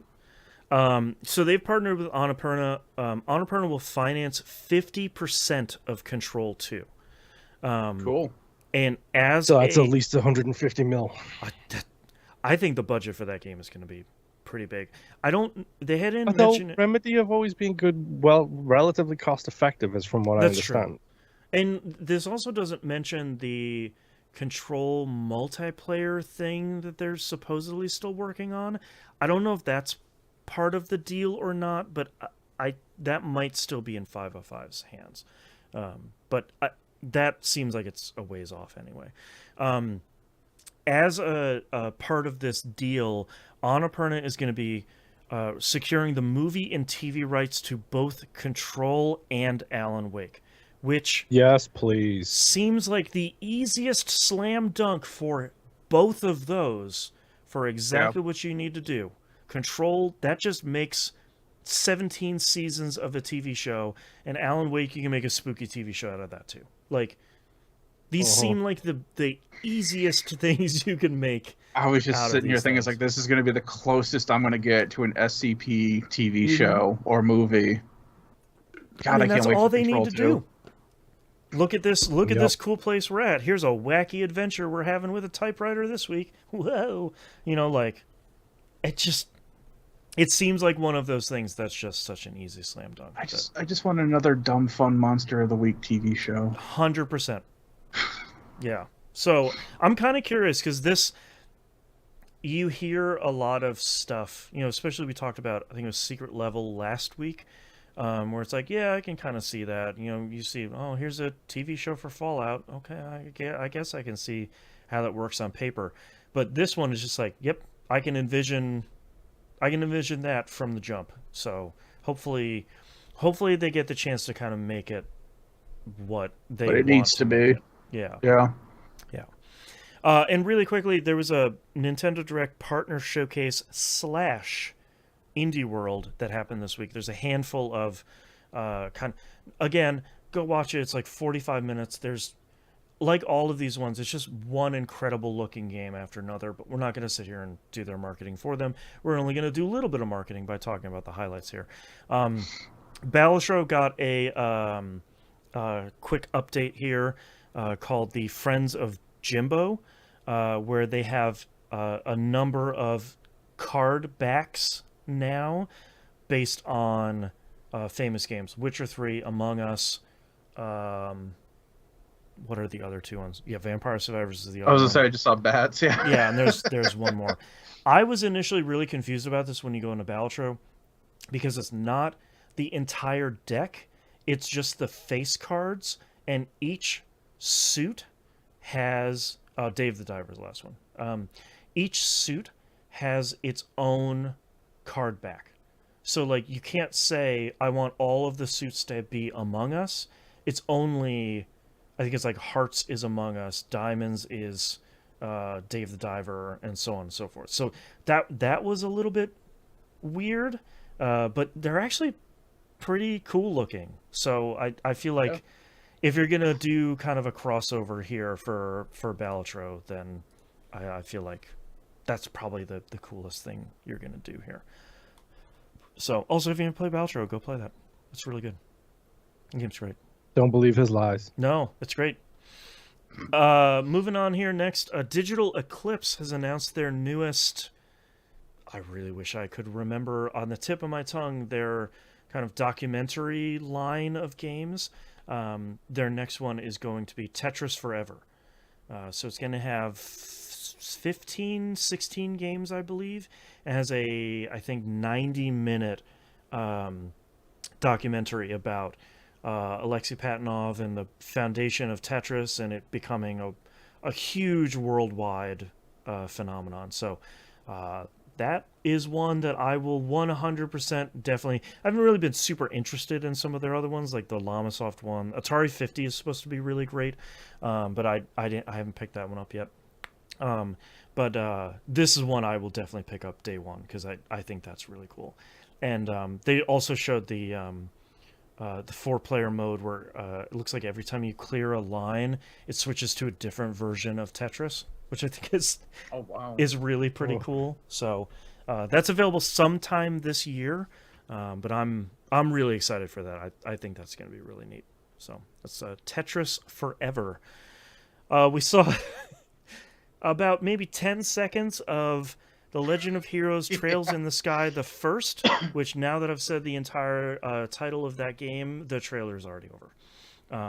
So it is a 3D... Also, I actually wasn't joking. It's just like a 3D remake of the first Legend of Heroes Trails game.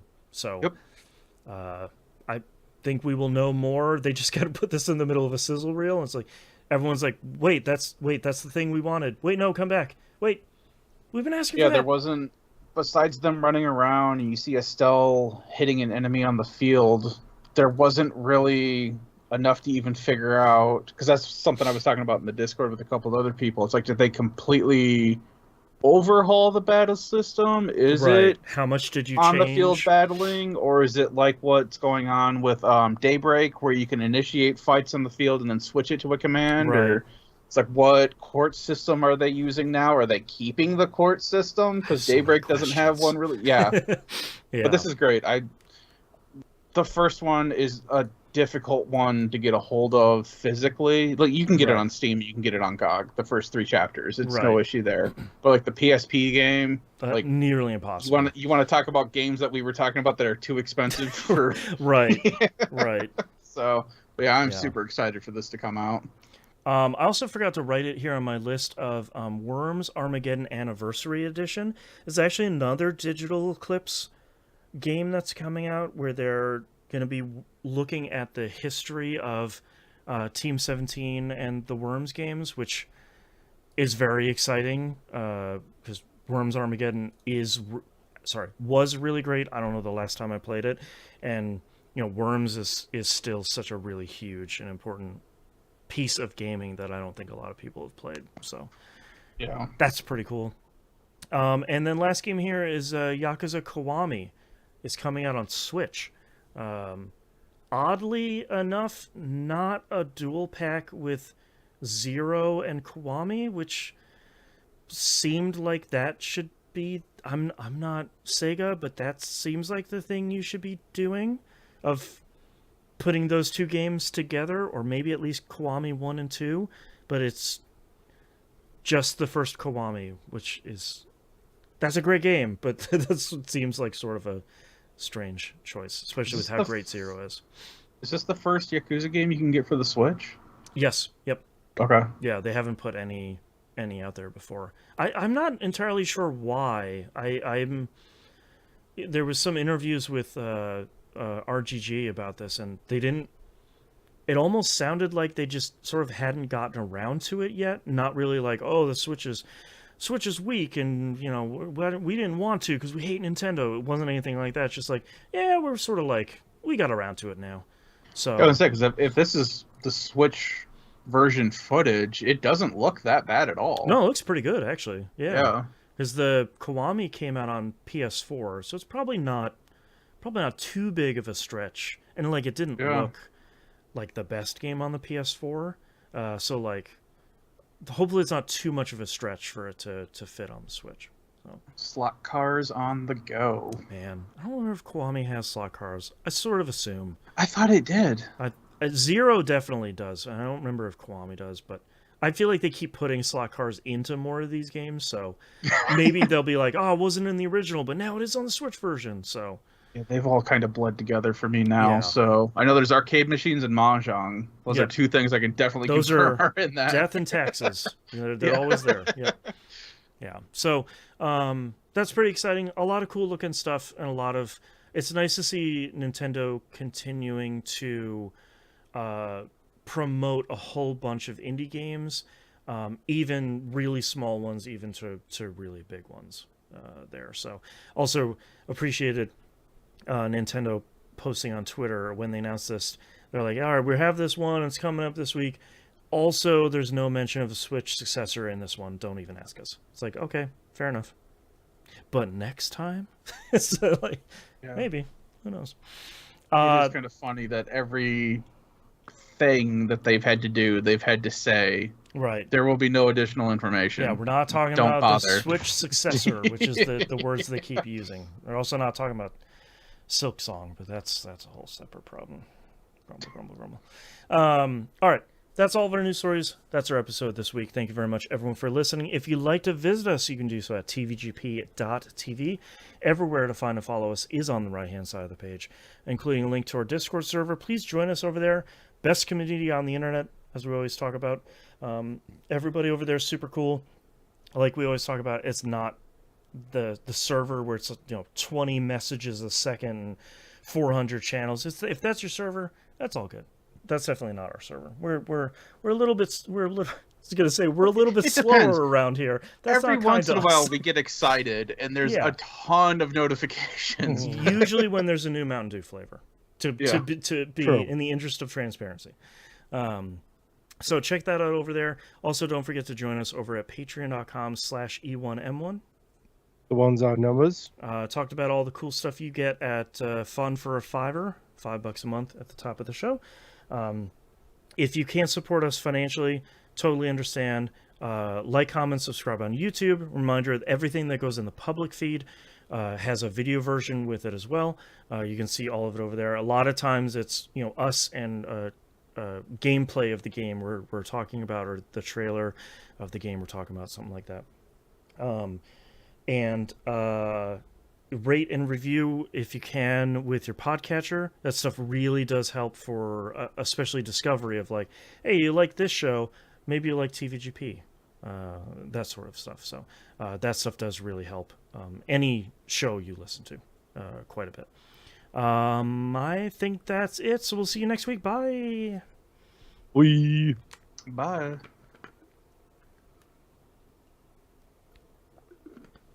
All right, Nimp. Oh boy, what are your titles? I have Poor Man's Shinobi. My vote, The Legacy of Great Intentions. Mm-hmm. The Pinball Fear, or The Pinball Yips. I'm a sucker for that. I love a rampy table.